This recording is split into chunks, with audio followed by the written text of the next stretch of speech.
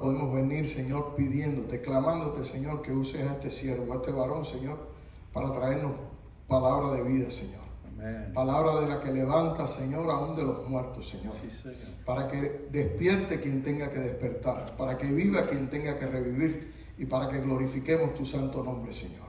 Que cada una de sus palabras, Señor, edifique nuestras vidas para gloria de tu Hijo amado Jesucristo. Amén y amén. Gracias, Señor. Amén. Gracias,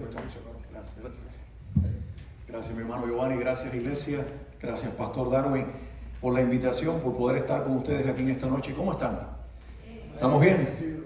Alegre de poder alabar con ustedes en este tiempo. Les felicito, hacen un trabajo espectacular aquí los muchachos de la música, muchachos de cariño, mis hermanos, pero realmente, pastor, también, yo siempre lo digo, me impresionan los pastores que pueden predicar y cantar.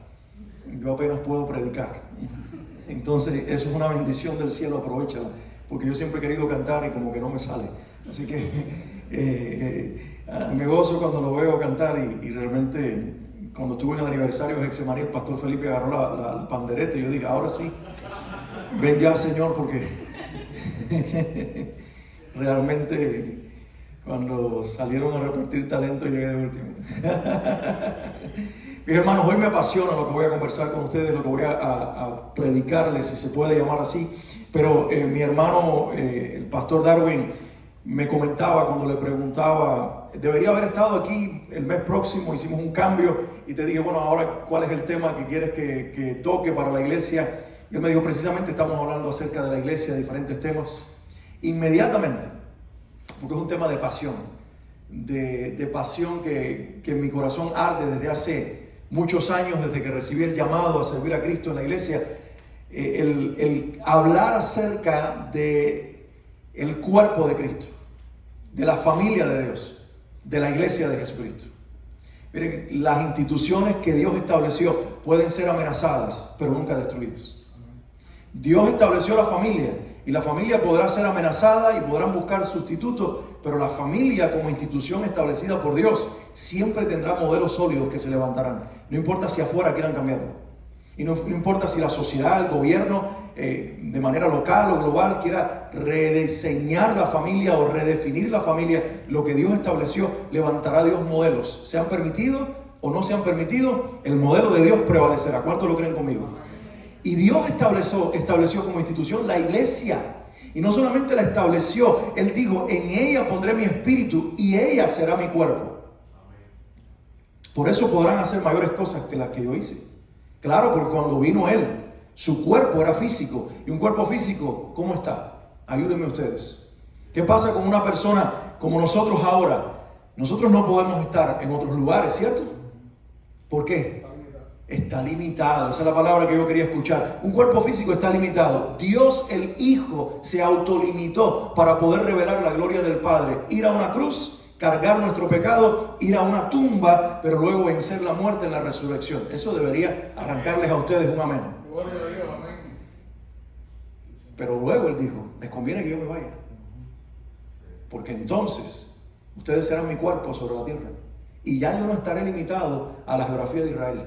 Ahora yo voy a estar en todas partes. Y por eso, en ese sentido, nosotros podemos hacer mayores cosas que Él. No porque lo superemos en obras, sino porque lo superamos en extensión. Porque podemos estar simultáneamente muchos en diferentes lugares proclamando el Evangelio de Jesucristo. Ahora nosotros aquí exaltándolo y en diferentes partes del mundo está ocurriendo lo mismo. Nosotros no lo estamos viendo, pero el mismo Espíritu de Dios que está aquí está haciendo que la iglesia se exprese, se revele y brille en otras partes del mundo. Y esa es la gloria de Dios. Cristo revelado en las naciones por medio de su iglesia. Por eso quiero hablarles de este mensaje que he titulado Su iglesia, su plenitud. ¿Lo quieren decir conmigo? Su iglesia, su plenitud. Lo vamos a decir una vez más con un coro fuerte, como si hubieran ustedes dormido bien en la mañana, al despertarse, como si no hubieran trabajado todo el día y como si hubieran comido antes de llegar aquí. ¿Les parece? Entonces decimos juntos, su iglesia, su plenitud. Amén. Me parece que mejoramos, ¿verdad? Y quiero leer, mi hermano leyó el pasaje más amplio del capítulo 1, pero quiero leer solamente los versículos 22 al 23. Hace muchos años, ustedes no sé si les pasa, antes de contar esto, pero no sé si les pasa que leemos la Biblia una y otra vez y en un momento determinado, algo que hemos leído muchas veces y que nos es familiar, cobra un sentido diferente. Y ese día Dios logra hablarnos, porque el Espíritu Santo logra iluminarnos el entendimiento de una manera que antes no había sucedido, para ver lo que estaba allí, y leíamos y leíamos y leíamos y aparentemente entendíamos, pero un buen día entendemos de verdad lo que dice. No sé si ustedes se identifican conmigo. A mí me pasó con este pasaje hace muchos años atrás, ya estando en el ministerio por algunos años, y de momento Efesios 1, 22 al 23 cobró una luz para mí, un entendimiento, una claridad, que desde entonces mi percepción de la iglesia cambió por completo.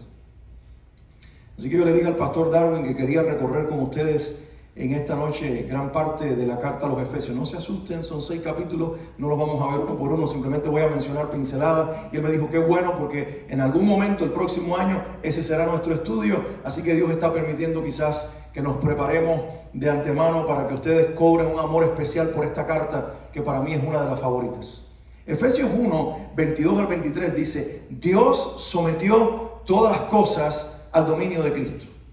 ¿A quién Dios sometió todas las cosas, dice la palabra? Al dominio de Cristo. Quiere decir que si ahora hay una guerra en Ucrania, eso no escapa del dominio de Cristo. Quiere decir que si una pandemia azotó la tierra por 2 años, eso no escapa del dominio de Cristo. Quiere decir que si el mundo aparentemente va cada vez de mal en peor, eso no escapa del dominio de Cristo. Porque el Padre, que es soberano, ha declarado que ha entregado la soberanía de este reino terrenal a su Hijo Jesucristo. Satanás es el Dios de este mundo, pero la última vez que leí la Biblia, que fue en Efesios precisamente, Dios de este mundo, Dios es en minúscula, pero cuando se refiere a Jesucristo, está en mayúscula. Así que por encima del diablo está el poder omnipotente y soberano del Rey de Reyes y el Señor de Señores. Dios sometió todas las cosas al dominio de Cristo y lo dio. ¿Lo dio cómo? Alguien lea la Biblia conmigo allí. En ese pasaje, lo dio como cabeza de todo a la iglesia. Así que la cabeza de la iglesia, ¿quién es?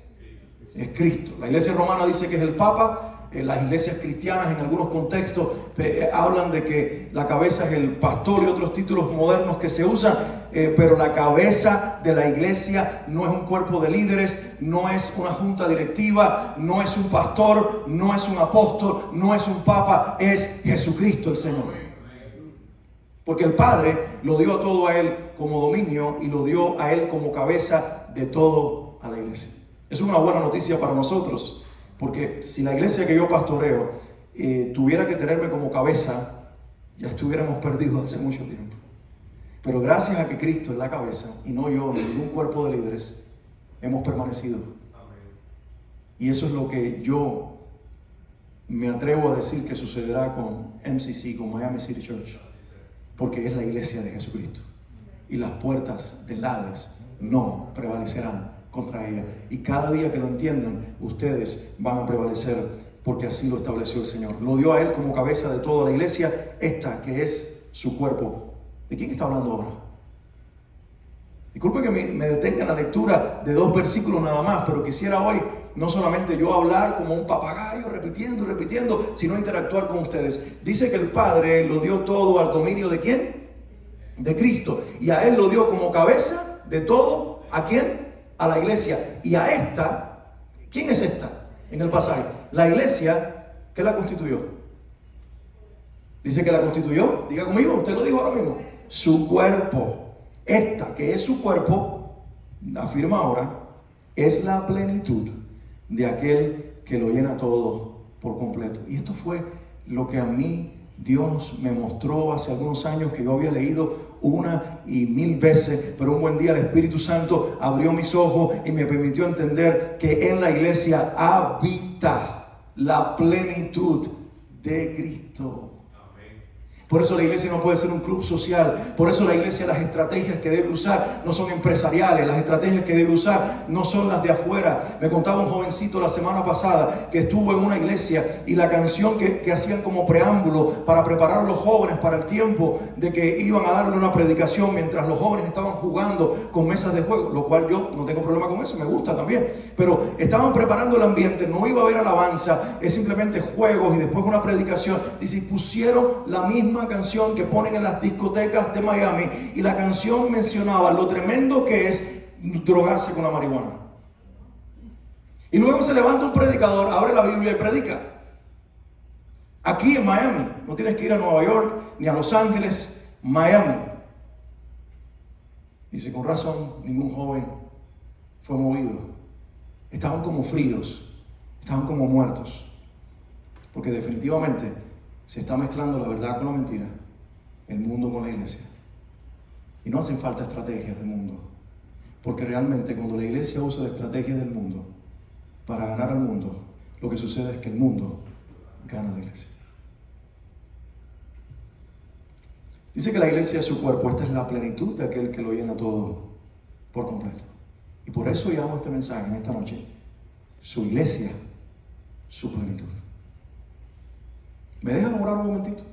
No lo tenía pensado, pero creo que sería bueno orar. Al menos yo lo necesito para que Dios hable por medio mío. Así que oremos un momento. Padre, te pido en esta noche por esta amada iglesia. Te pido en esta noche por este precioso grupo de tus hijos que está reunido aquí. Y yo oro en el nombre de Jesús. Que la presencia del Espíritu Santo que enviaste para no dejarnos huérfanos, la presencia del Espíritu Santo que habita en el corazón y en el espíritu de cada uno que ha confesado a Jesucristo como Señor, pueda darnos entendimiento, como el pasaje mismo lo afirma, alumbrando el entendimiento, Señor, de los que estamos aquí. Y la presencia misma del Espíritu Santo pueda sensibilizar nuestro espíritu, nuestro ser, nuestra vida, nuestra mente, inclusive racional y lógica, para poder rendirnos a la voz de Cristo. Y yo, Señor, me pongo a tu disposición, porque mi humanidad está limitada. Mi razón está limitada. Mi vocabulario está limitado. Aún mi lenguaje corporal está limitado y puede ser estorbo a tu mensaje. Mas yo te pido, en el nombre de Jesús, que a pesar de mis limitaciones, el poder ilimitado del Dios Espíritu Santo hable aquí en esta noche y obre aquí en esta noche, no solamente en mi vida y por medio de mi vida, sino que mientras hablo comience a obrar en el corazón, en la mente, en el alma, en el espíritu, en el cuerpo de cada persona en este lugar, para establecer, derramar, sembrar tu palabra hasta que ésta dé fruto, no al 30, no al 60, sino también al 100 por uno. En el nombre de Jesús. Gracias por el privilegio de poderle hablar a tu iglesia, a tu cuerpo, a tu amada en esta noche. En el nombre de Jesús. Amén. Amén. Quiero dejarles algunas cosas en esta noche en relación a este mensaje. Lo primero, ya lo he venido diciendo, es parte de mi mensaje, de mi título en realidad, pero quiero establecerlo como la primera premisa en esta noche, como lo primero que quiero sembrar en el corazón de ustedes. La iglesia es su plenitud. Qué belleza, ¿verdad? Que gente tan imperfecta, miren, como que no quiere las cosas así con el rabillo del ojo. Mira el que está al lado suyo y dése cuenta de cada uno de ustedes qué tan imperfecto es el ser humano. Solo con mirar al que está al lado. Claro, porque siempre el que está mal es imperfecto es el otro, ¿verdad? Pero ahora dejen que ellos los miren a ustedes, que se van a dar cuenta de que tienen más razón que ustedes mismos. Somos imperfectos, somos limitados, somos vulnerables. Somos frágiles, somos quebrantables, somos maleables, que es peor todavía, porque somos material tentable, porque tenemos una herencia de pecado, porque tenemos una carne que está esperando redención mientras el espíritu ha sido justificado. Qué tremendo eso. Qué riesgo el de Dios, justificarme en un minuto, santificarme de por vida mientras mi cuerpo espera redención. Eso es un peligro, porque Dios está obrando en un ser humano que es maleable y tentable todos los días.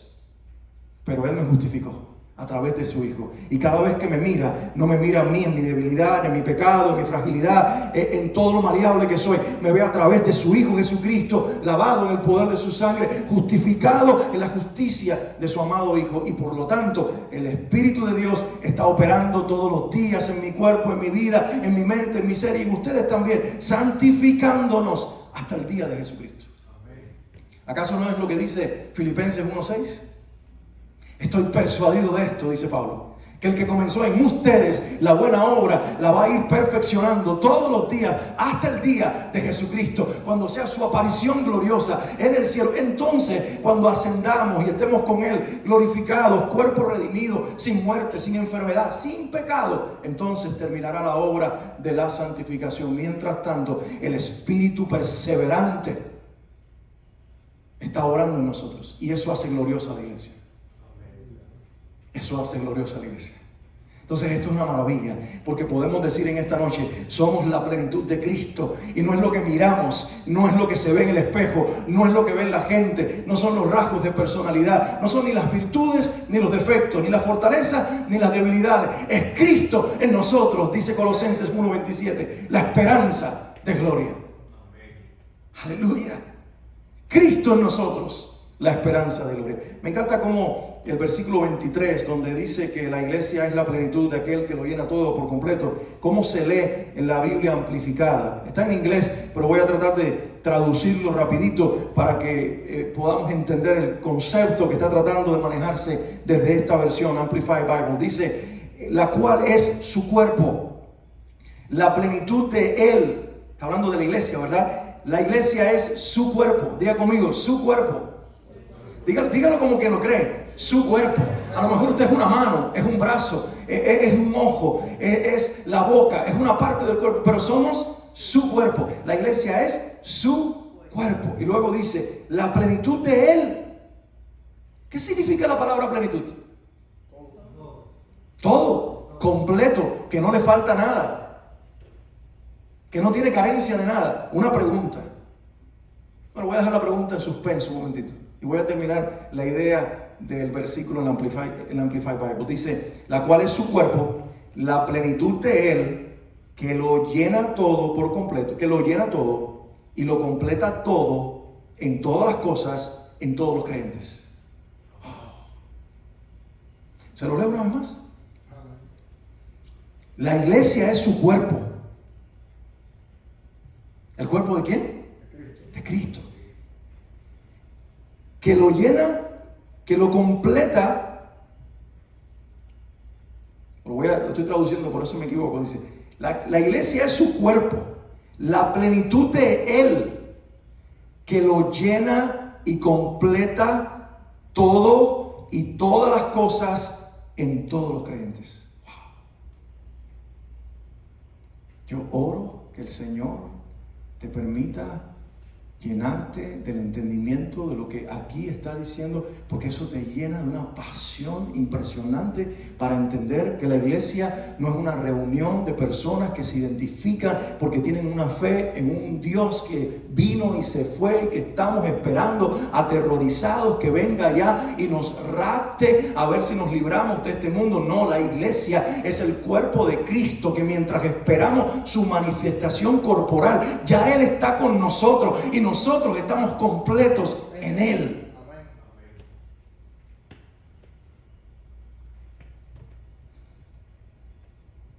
Tremendo, ¿verdad?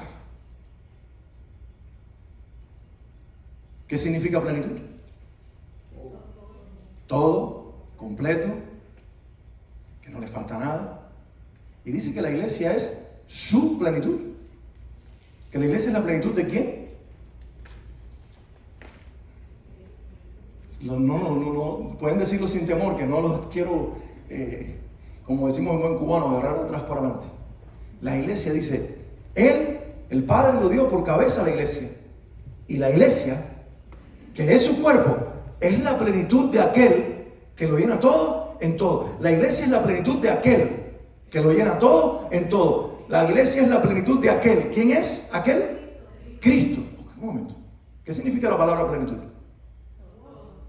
Todo, completo, que no le falta nada. La iglesia es todo, es completa y hace que no le falte nada a Cristo. ¿Es eso lo que está diciendo? ¿Será ese el significado? ¿Que nosotros somos tan importantes que completemos a Cristo? No. Él no nos necesitaba a nosotros. Él estaba completo, uno con el Padre y con el Espíritu Santo desde la eternidad. No necesitaba familia porque ya la familia existía, Padre, Hijo y Espíritu Santo. No necesitaba poder porque ya lo tenía. No necesitaba nada, ni carencia emocional, ni carencia afectiva. Todo estaba en Él. Él era el todo, Él es el todo y Él será el todo para siempre. Entonces la Biblia tiene que estar diciendo otra cosa aquí.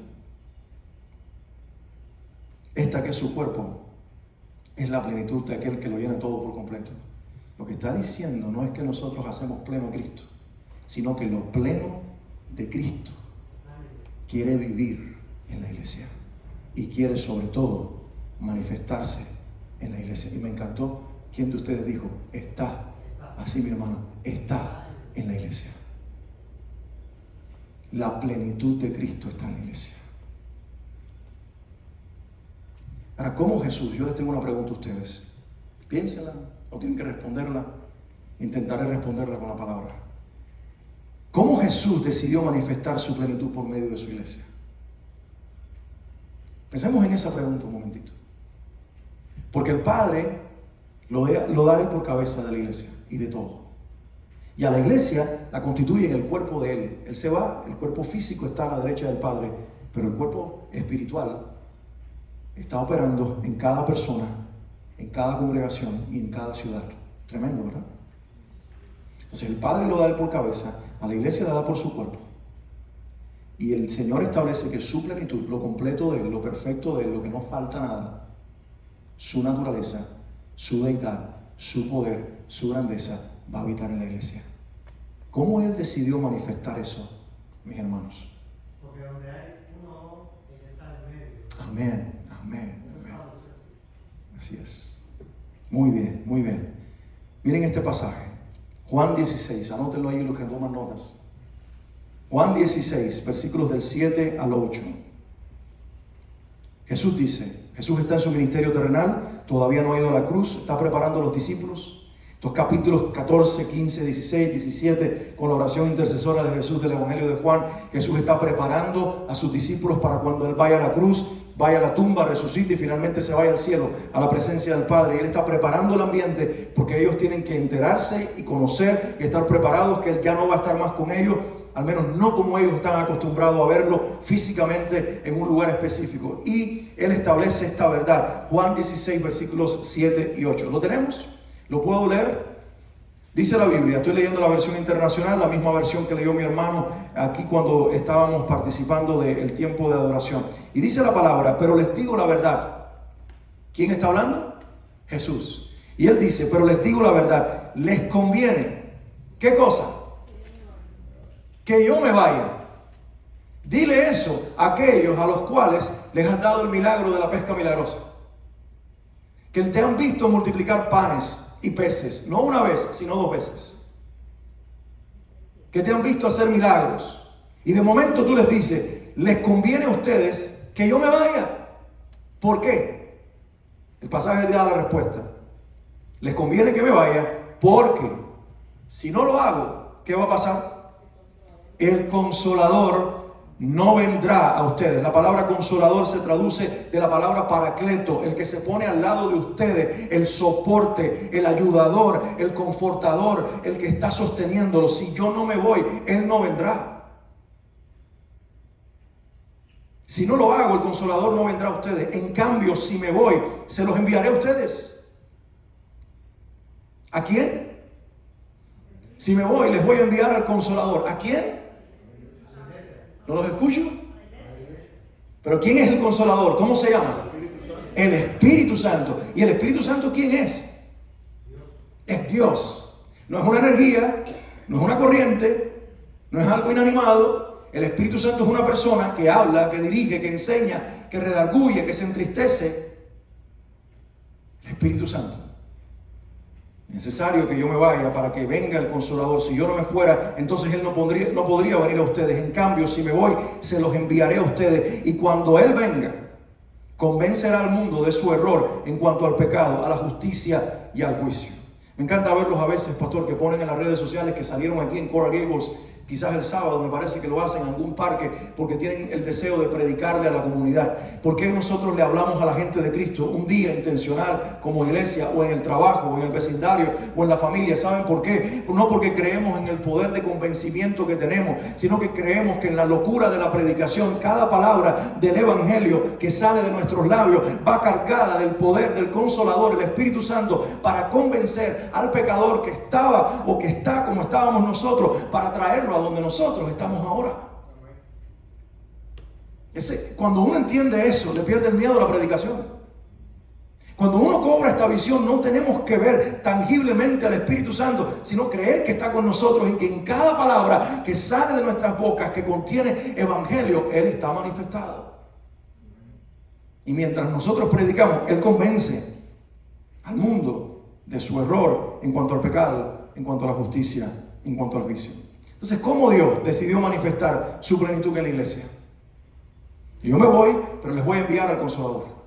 Ustedes van a ser mi cuerpo, pero mi cuerpo tiene que ser lleno de poder. Mi cuerpo tiene que ser bautizado en mi poder. Mi cuerpo tiene que recibir la persona tercera de la Trinidad, el Espíritu Santo. Mi cuerpo, que es mi iglesia, va a manifestar mi plenitud cuando mi plenitud venga en la persona del Espíritu Santo. Su iglesia, su plenitud. ¿Vamos entendiendo? Su cuerpo, su plenitud. La iglesia es su cuerpo porque hemos sido nosotros salvados por medio de la fe en el Señor Jesucristo, bañados en su sangre, y ahora tenemos una nueva vida, una nueva identidad, que dice 2 Corintios 5:17. De modo, a ver si alguien se lo sabe de memoria, de modo que si alguno está en Cristo, las cosas viejas pasaron y aquí todas son hechas nuevas. Memorizar las escrituras es muy importante, mis hermanos. Memorizar las escrituras es más que importante. ¿Saben por qué? Porque cuando no te den la oportunidad de tener la Biblia ni impresa en papel, ni aquí electrónica, pero está aquí en la mente, hace entonces en el corazón un poder impresionante, sale por tu boca y tú puedes entonces, por la palabra, ser afirmado. De modo que si alguno está en Cristo, nueva criatura es. Eso somos la iglesia redimida, perdonada, salvada, lavada, bañada en la sangre de Cristo, establecida como su iglesia. Pero si todo esto hubiera pasado y no hubiera venido el Consolador, nosotros seríamos gente bien bañada, bien vestida, y lo único que hubiera ocurrido era una reforma de carácter temporal, tal vez psicológica, tal vez moral, pero jamás total, porque la reforma total ocurrió cuando Cristo nos salvó por su sacrificio, pero envió a nuestros corazones su Espíritu Santo para establecer así que su iglesia sería su plenitud. Así que puedo decir con toda certeza que la iglesia es su plenitud, porque la plenitud de Cristo está habitando en la iglesia. Todos los que estamos aquí sabemos que la iglesia no son estas paredes, ¿verdad? No, la iglesia somos nosotros. Por lo tanto, si el Espíritu Santo es la plenitud y la iglesia llega a ser la plenitud cuando es habitada por el Espíritu Santo, ¿dónde está viviendo el Espíritu de Dios?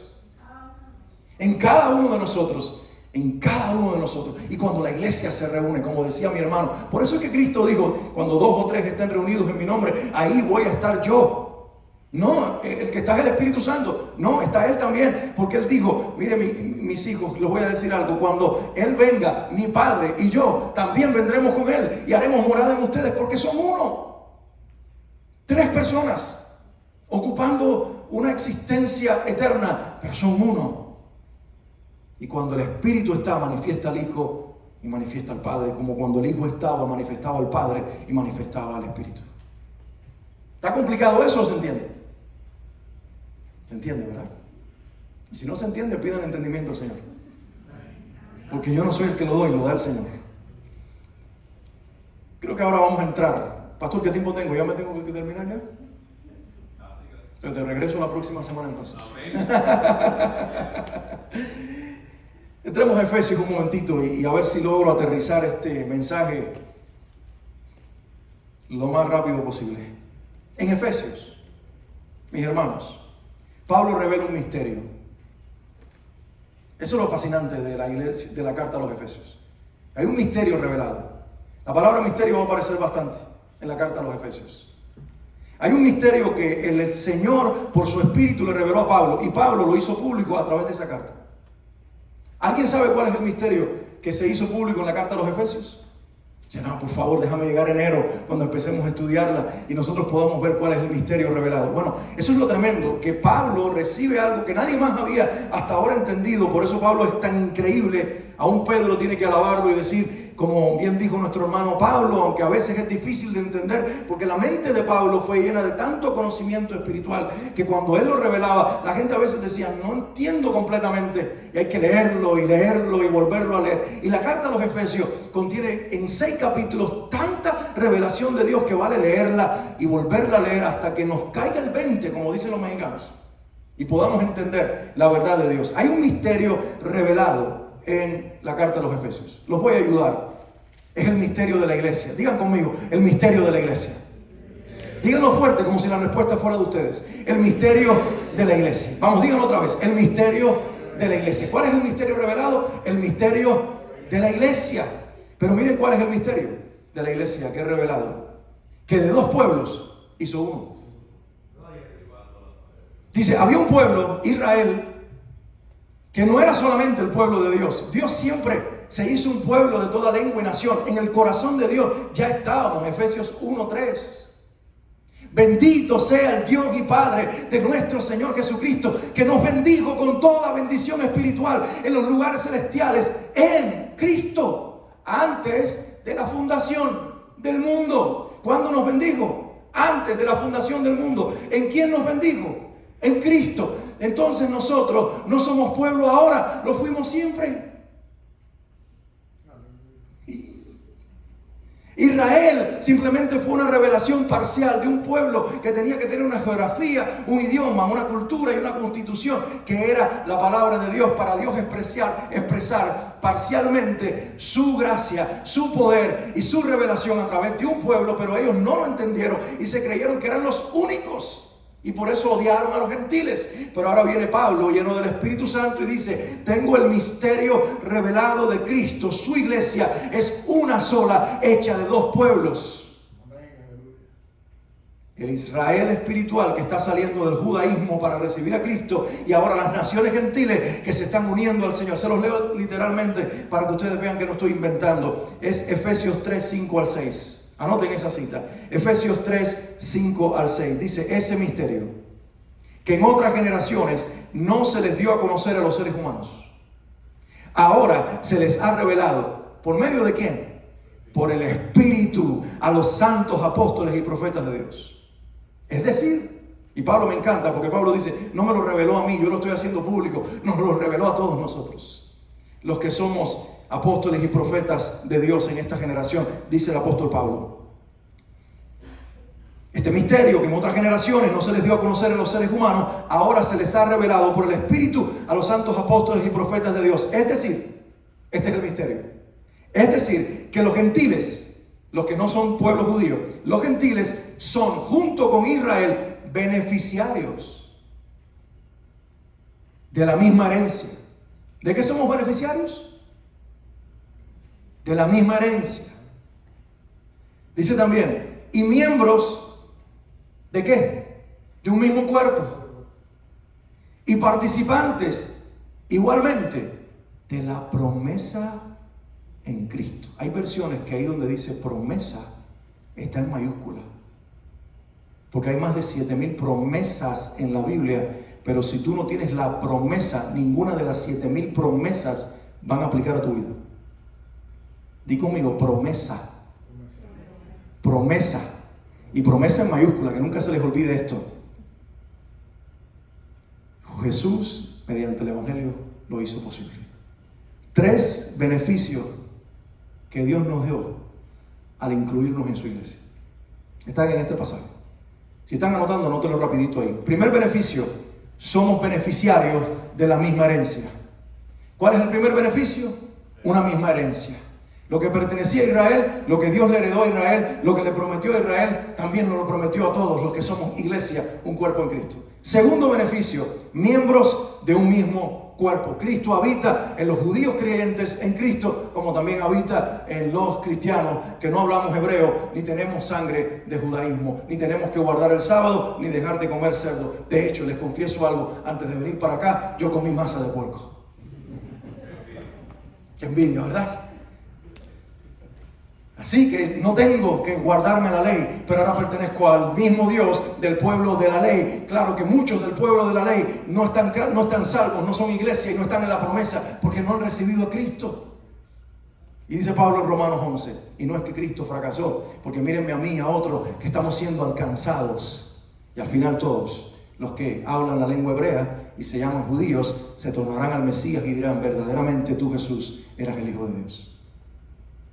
Pero eso sucederá cuando la plenitud de todos los que no son judíos llegue a su fin. Y el último que Dios conoce que se salvará, se salvará. Ahora, el tercer beneficio, con esto quiero aterrizar un poquito en esta noche.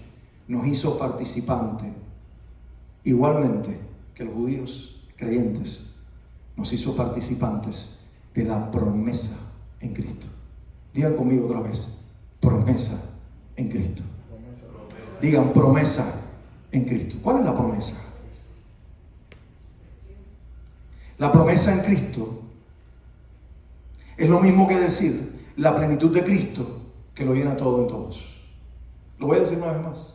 Cuando dice que nos hizo beneficiarios de la promesa en Cristo, tiene que ver con lo que dice en Efesios 1:23, de que la plenitud de Cristo, que lo llena todo en todos, está en la iglesia, y ahora la iglesia es su plenitud, porque su plenitud vive en nosotros. La promesa en Cristo. Hechos capítulo 1, versículos 4 y 5. ¿Pueden anotar esa cita también? Hechos capítulo 1, versículos 4 y 5 dice: una vez, mientras comía con ellos, ¿quién estaba comiendo con los discípulos? Digan conmigo: Jesús. Jesús resucitado. Para que ustedes sepan, con un cuerpo glorificado vamos a comer. Así que no se asuste, vamos a comer. Vamos a comer, tal vez no como yo comí en esta noche, pero vamos a comer otras cosas. Dice: una vez, mientras comía con ellos, les ordenó: no se alejen de Jerusalén, sino esperen la promesa del Padre. Esperen un momentito. ¿Qué les dice que esperen aquí? La promesa. ¿De qué nos hizo beneficiario? Dice Efesios 3. De la promesa en Cristo. ¿Alguien está entendiendo? Y le dice a los discípulos que están en el monte con él, o más bien comiendo con él: no se alejen de Jerusalén. Este pasaje Lucas lo incluye aquí en el capítulo 1, pero si ustedes leen el capítulo 24 al final del Evangelio de Lucas, exactamente ahí aparece la escena comiendo, donde Jesús les dice: no se vayan de aquí, esperen la promesa. Ya creen en mí, ya han sido lavados, etcétera, etcétera, pero necesitan la promesa. Si no, esperen la promesa del Padre, de la cual les he hablado. Juan bautizó con agua, y Jesús lo dejó claro aquí, pero dentro de pocos días ustedes serán bautizados con el Espíritu Santo. Alguien debería decir amén. Mis hermanos, esta promesa del Padre que Jesús le pidió a los discípulos que esperaran, es la misma promesa que Pablo dice que nosotros recibimos como beneficio de Cristo. ¿Cuántos testigos dice el apóstol Pablo en 1 Corintios 15 que hubo de la resurrección? Él usó un nombre, él utilizó un número, mejor dicho. Dio una cifra. Él dijo: ¿y había más o menos? ¿Cuántos? 500. ¿Quién dijo 120? No estás mal, porque ahí vamos a llegar ahora. ¿Cuántos testigos hubo? 500 aproximadamente, tal vez más, un poquito más, un poquito menos. Dice, como 500 hermanos vieron a Cristo resucitado. De los 500, ¿cuántos estaban en el aposento alto? Saquen hagan la matemática rápido ahí. ¿Cuánto faltaba? Rápido, oígame, esa mujer póngala a contar aquí las ofrendas. ¿No fue usted? Ya, contadora, hermanas. ¿Es contadora? No, pues mire, más gente rápida. Buena matemática. Bueno, 380. ¿Qué pasó con esos 380? No le hicieron caso a lo que Jesús dijo. 120. Entre mujeres, apóstoles y demás discípulos estaban en el aposento alto. Estaban, dice la Biblia, orando principalmente. Al final del capítulo 1. Y en el capítulo 2 del libro de los Hechos, versículo 4, dice la Biblia, todos fueron llenos del Espíritu Santo y comenzaron a hablar en diferentes lenguas o idiomas, puede traducirse aquí, según el Espíritu les concedía expresarse. Lo voy a leer una vez más. Pastor, ¿qué tiempo me queda? Regálame 5 minutos. ¿Y tú me puedes regalar 5 minutos? Ok, si cada uno me regala 5 minutos, nos vamos a las 12 de la noche. Entonces no voy a pedir tanto. Pero dice el versículo, todos fueron llenos del Espíritu Santo. ¿Cuántos fueron llenos del Espíritu Santo? Todos. ¿Cuántos vieron la resurrección? ¿Cuántos fueron llenos del Espíritu Santo? 120. Es decir, que Dios redujo el número y llamó a estos la totalidad, porque estos fueron los que esperaron.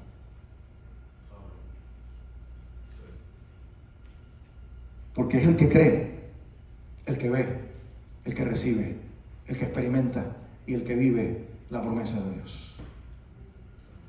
Todos fueron llenos del Espíritu Santo. Comenzaron a hablar en diferentes lenguas, según el Espíritu les concedía expresarse. Mis hermanos, yo no sé si a ustedes les enseñaron que el libro de los Hechos es solamente historia. Es historia del primer siglo. Es lo que pasó en el primer siglo. Es como le fue a la iglesia en el primer siglo. Es lo que Dios hizo en el primer siglo. Que podemos reproducir algunas cosas, pero que inclusive culturalmente las cosas han cambiado tanto como para que la iglesia no sea una comunidad que comparte bienes. Que las cosas han cambiado tanto que la iglesia no debe ser una comunidad que se reúne todos los días en las casas, porque estamos en Miami, siglo XXI. Hay que trabajar duro y pagar bills. Que la iglesia en aquel tiempo era tan diferente que por lo tanto lo vamos a leer, vamos a contextualizarlo, pero hay algunas cosas que hay que entenderlas culturalmente porque pertenecían al primer siglo. E inclusive que hay algunas cosas que tienen que ver con la teología y la doctrina que se quedaron en el primer siglo. Pero perdónenme, yo no leo la Biblia así. Porque la palabra de Dios es la palabra de Jesucristo. Y dice Hebreos 13:8 que Jesucristo es el mismo ayer, hoy y por los siglos. Y si Él es ayer mismo, hoy el mismo y por los siglos será el mismo, su palabra también ayer, hoy y por los siglos sigue siendo la misma. Las culturas cambian, los idiomas cambian, los contextos cambian, pero Dios sigue siendo el mismo. Y por eso entramos a Efesios. No me he salido de Efesios. Simplemente la palabra es una sola y se entiende en contexto. Me enseñaron en el seminario que si tú no entiendes un pasaje solo, el contexto inmediato te lo puede ayudar a entender, pero si el contexto inmediato, lo que se lee arriba y lo que se lee abajo, no te lo ayuda a entender, lee todo el libro. Y si todo el libro, Efesios, Filipenses, cualquiera que estés leyendo, no te lo permite entender, lee toda la Biblia. Porque la Biblia se entiende, se interpreta leyendo la Biblia. Y el Espíritu Santo se responde y te responde con su misma palabra. Les quiero hacer una pregunta. En la carta a los Efesios, ¿cuáles son las 3 obras del Espíritu que menciona Pablo?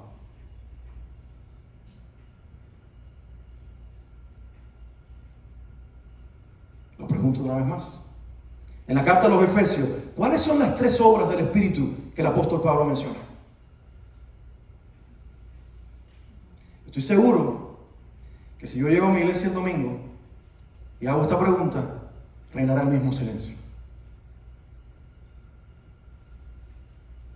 Porque quizás la hemos leído tantas veces y no nos hemos dado cuenta. Les prometo que ya estoy casi terminando. La primera obra, Efesios 1:13 al 14. ¿Lo puedo leer, mis hermanos? Saboreen este pasaje. Efesios 1:13 al 14. Dice, en Él. ¿En quién? En Cristo. En Cristo. Todo lo que nosotros tenemos está en Cristo. Somos beneficiarios de la herencia, somos beneficiarios de la promesa por Cristo y en Cristo. Tenemos vida eterna por Cristo y porque estamos en Cristo. Somos su iglesia, su plenitud, por Cristo. ¿Cuántos dan gloria a Dios en esta noche? Y mira lo que dice este pasaje.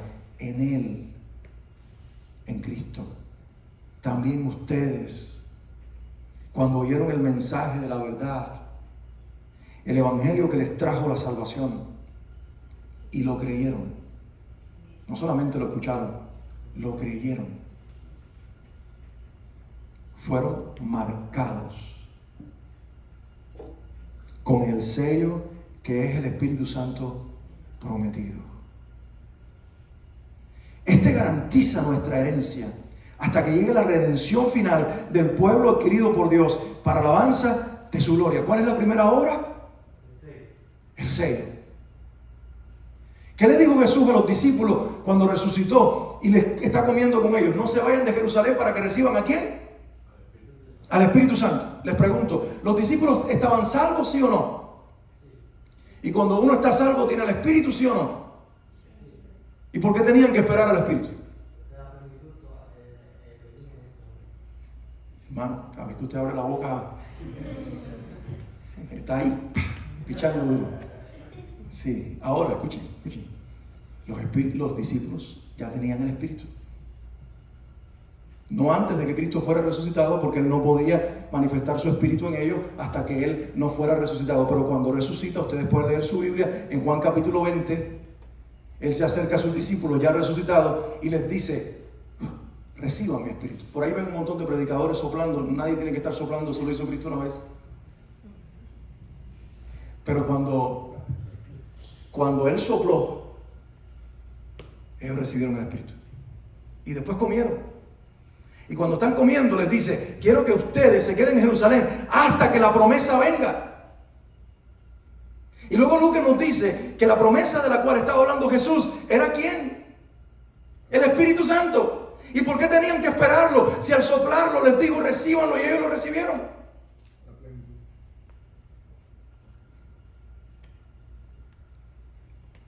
Eso nos lleva a la segunda obra. Y está en Efesios capítulo 1 precisamente, pero versículos 17 al 23. Anoten esa cita. Leo textualmente el pasaje, dice: pido, Pablo está orando, dice, ya está hablando la iglesia, dice: ustedes recibieron la fe en Él, creyeron el Evangelio, fueron sellados con el Espíritu Santo. Y después que dice todas estas cosas gloriosas, dice: y pido que el Dios de nuestro Señor Jesucristo, el Padre glorioso, ¿quién es el que da la plenitud? El Padre, por medio del Hijo, en la persona del Espíritu. Dice: pido que el Dios de nuestro Señor Jesucristo, el Padre glorioso, les dé el espíritu de sabiduría y de revelación. La versión internacional, la nueva traducción viviente, usan espíritu en mayúscula, que cuando está en mayúscula, ¿a quién se refiere? Al Espíritu Santo. La versión del 60 usa espíritu en minúscula. Les dé espíritu de sabiduría y de revelación en conocimiento de Él. Dice: ¿quién tiene la razón?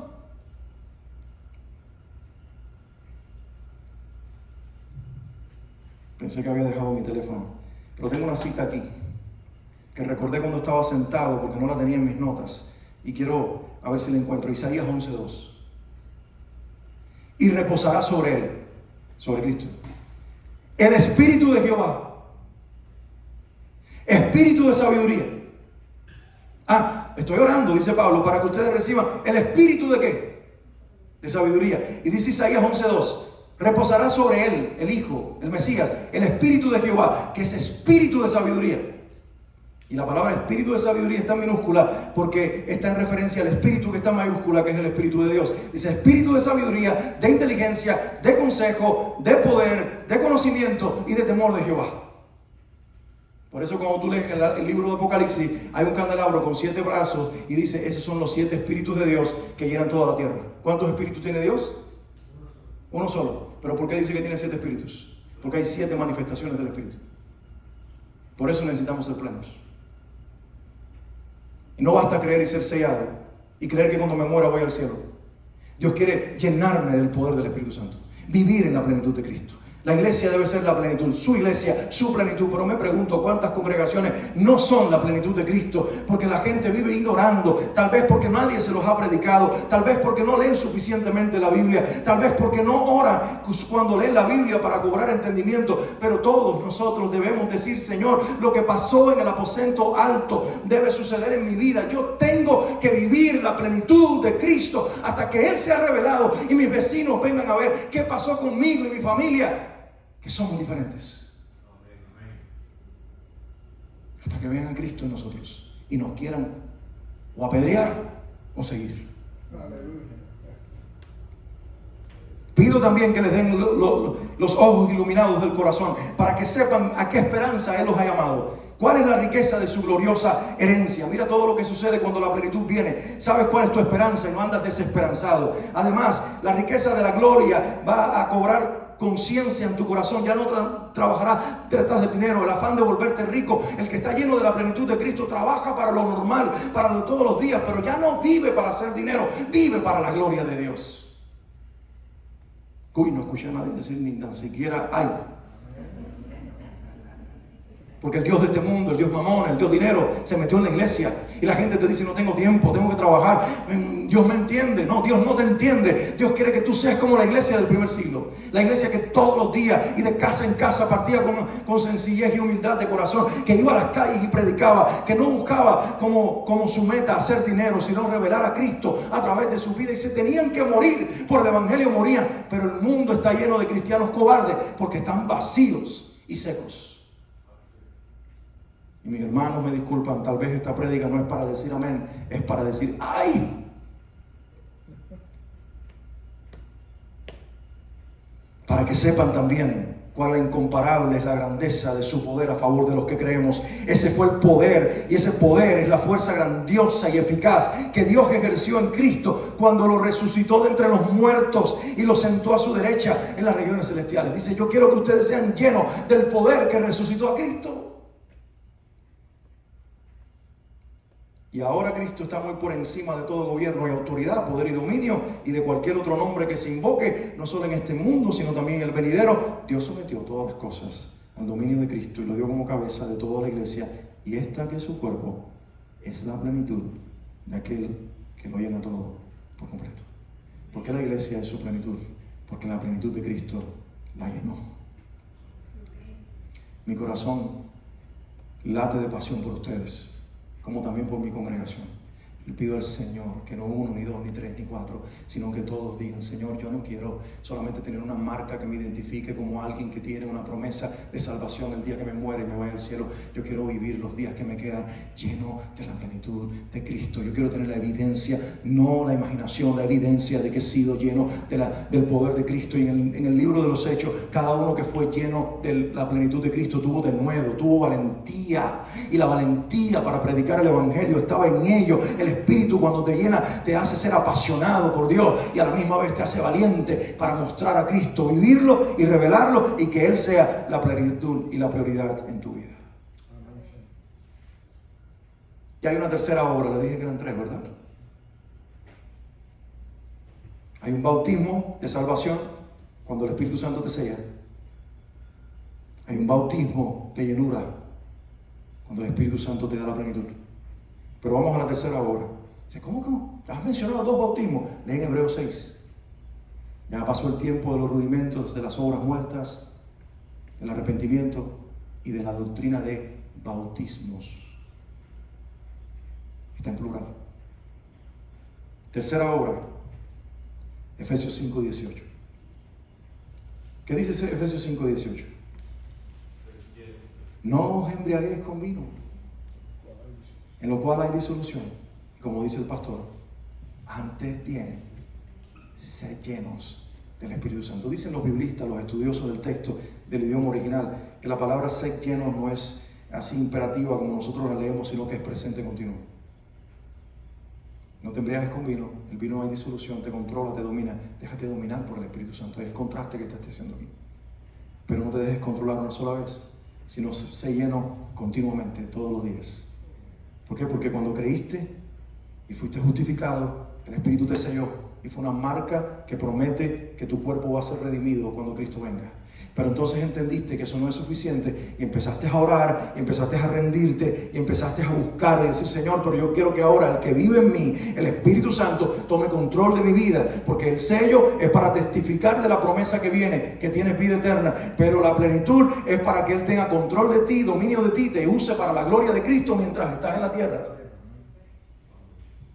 Pero una experiencia de una sola vez no es suficiente, sino que entonces tiene que haber una tercera obra que está en presente continuo, y es que nosotros no vivamos de glorias pasadas, porque en la iglesia hay dos clases de personas: los que nunca han recibido la plenitud del Espíritu y los que la recibieron ayer y viven de lo que vivieron. Es que en el año 1980 Dios me usó poderosamente, pero mi hermano, estamos en el año ¿cuál? 2022. ¿Qué está haciendo Dios contigo ahora? Ay no, que tengo reuma, ay no, que ya estoy retirado. A la última vez que yo leí la Biblia, un viejo de 85 años le dijo al hombre que estaba liderando: mira, Moisés me dijo que ese monte era mío, yo tenía 45 años, ahora tengo más de 80 años, y sin embargo yo creo que la promesa todavía está vigente y tengo la misma fuerza para conquistarlo. La edad no es nada cuando tú sabes quién eres y lo que Dios quiere hacer contigo. Por lo tanto, no vivamos de glorias pasadas. Que las glorias pasadas solamente sean el combustible para la gloria presente, y para que el Espíritu Santo nos esté llenando todos los días. Quiero cerrar ya con un pensamiento de un comentarista bíblico que dice: el ser llenos del Espíritu Santo no es un evento único del cual vivimos el resto de nuestros días. El ser llenos constantemente es ser llenos constantemente, pidiendo ser lleno cada día más y recibiéndolo cada día por la fe. La iglesia tiene que ser sellada. La iglesia tiene que ser bautizada. Y la iglesia tiene que ser llenada continuamente por la misma persona que lo hace uno y cada una de estas cosas, el Espíritu Santo. Quisiera dejarlos con sed. Quisiera irme en esta noche de este lugar dejándolos con sed. Que no solamente escucharan a un predicador, leyeran textos bíblicos y que uno que otro dijeran: que se vaya ya, que es tarde, sino que se fueran de aquí con sed. Sí, mis hermanos, porque cuando nosotros le ponemos tiempo y horario al reloj a la reunión de Dios, ¿quién controla? Nosotros o Él. Pero mañana me tengo que levantar temprano, yo también. A las 5 tengo que estar en pie. Pero tengo un compromiso con Dios en esta noche. Que cada uno de ustedes, sin importar edad ni experiencia, se llenen de sed por Dios. Porque tiene sed de ti. Porque Él te ama demasiado. Porque Él quiere que lo conozcas íntimamente como Él te conoce a ti. Cuando Él te da la plenitud de su Espíritu, la Biblia no es un libro desconocido al que le tienes miedo, o empolvado, el cual solamente le quitas el polvo los domingos para que todos vean que tienes uno. La Biblia es la palabra de Dios. Y con desesperación vas todos los días para que tu Dios te hable. Tu oración cobra vida. Ya no oras porque los cristianos tienen que orar. Ya no son las oraciones rápidas: bendice esta comida en el nombre de Jesús, amén. Buenas noches, Señor, quiero dormir más. Comienzas a tener diálogo con Dios. Comienzas a hablar todos los días, a toda hora, en todo momento. Antes pasabas por la calle y el que pedía dinero decías: drogadicto, pendenciero. Ahora Jesús te da compasión por esa persona y tal vez se drogue, pero ahora Dios te da misericordia. A lo mejor hasta te estacionas, le compras comida, le hablas de Cristo. Porque Dios comienza a darte amor por lo que nadie ama.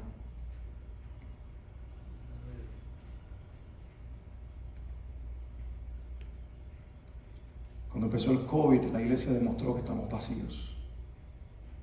Nos escondimos en nuestras casas. La iglesia del primer siglo, cuando había plagas, salía a la calle a orar por los enfermos, sin importar que ellos mismos se contagiaran y murieran. Y la iglesia del siglo XXI se escondió para no enfermarse. ¿Cuál es la diferencia? Aquellos estaban llenos La nuestra está vacía.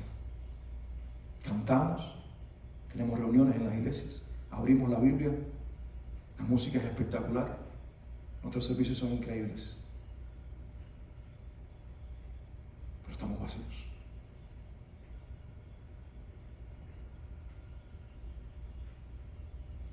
Un minuto nada más, tómate, con tus ojos cerrados en esta noche,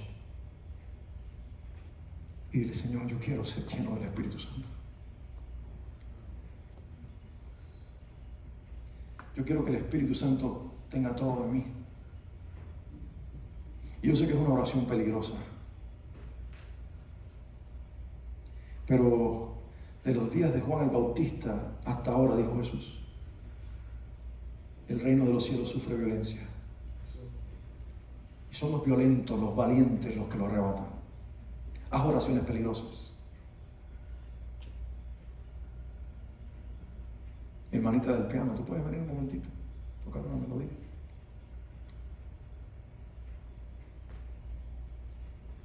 Aunque el domingo, cuando mi iglesia estaba cantando más lindo, el Señor puso en mi corazón que parara toda la música y pararan de cantar, y que se generara un silencio incómodo, para que la gente empezara a experimentar lo que significa buscar a Dios sin necesidad de una melodía o una letra que nos ayude. Pero con ustedes no voy a ser tan drástico. Le voy a pedir que ella toque, mientras ustedes le dicen: Señor, quiero salir de este lugar en esta noche, tal vez no entendiéndolo todo lo que Alex dijo, pero quiero tener sed de ti. Atrévete a hacer esa oración. ¿Quieres decírselo audiblemente? Quiero salir sediento de este lugar. Provócame a querer buscarte hasta ser lleno de ti. ¿Será que alguien ora conmigo en esta noche? Señor, quiero que tú tengas todo de mí. Quiero tu plenitud.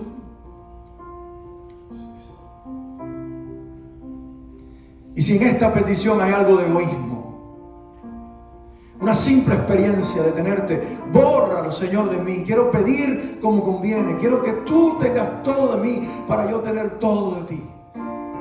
Pero no por el simple hecho de sentirte y experimentarte en lo personal, sin que mi alma, mi cuerpo, mi vida se mueva. No, Señor. Quiero que derrames toda tu plenitud en mí, para que yo pueda servirte a ti, vivir para ti, gastarme para ti, mientras me quede vida sobre esta tierra. Quiero tener tus ojos compasivos. Quiero tener tu boca que habla gracia y poder, justicia y verdad. Quiero tener tus manos ungidas para cada persona que quieras tú sanar, yo, Señor, sanar, y cada uno que quieras confortar mientras le permites pasar el proceso de la enfermedad. Tenga yo el discernimiento para conocer a unos y a otros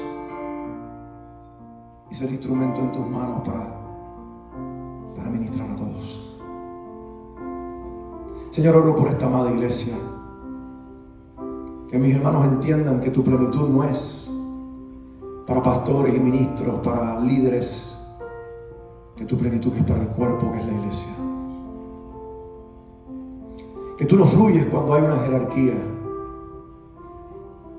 que tú te expresas y te revelas cuando hay un cuerpo, y un cuerpo que te conoce, que te cree, que está apasionado por ti, que vive para buscarte.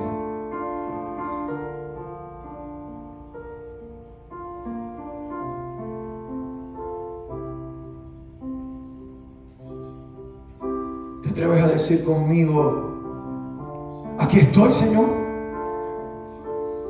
¿Alguien lo quiere decir conmigo? Aquí estoy, Señor. Si estás buscando a alguien al que llenar, aquí estoy, Señor. Si estás buscando uno sobre quien poner tu plenitud, aquí estoy, Señor. Si estás buscando a alguien para usar en esta generación, aquí estoy, Señor. Si estás buscando a alguien cuya meta no sea su propia vida y sus propios sueños, sino tus sueños y tu voluntad y tu propósito, aquí Aquí estoy, Señor. Padre, gracias por esta noche. Te encargo esta amada iglesia. Y que lo que han escuchado cobre vida en ellos y los desafíe a leer esta palabra mientras oran para que el Espíritu Santo les dé entendimiento y el entendimiento se vuelva vida dentro de ellos y la vida en pasión hasta que ardan con el fuego, el poder, la plenitud de tu Espíritu Santo y Miami City Church sea todo lo que tú diseñaste que sea. Antes de que existiera ya tú la llamabas por su nombre. Ya tú esperabas que ellos fueran todo lo que la llamaste a hacer, pero por favor, que no sea agenda de hombres, ni programas de hombres, ni ideas de hombres, sino tú, Cristo, revelado en tus hijos. Y que ellos puedan ser tu iglesia, tu plenitud. En el nombre de Jesús.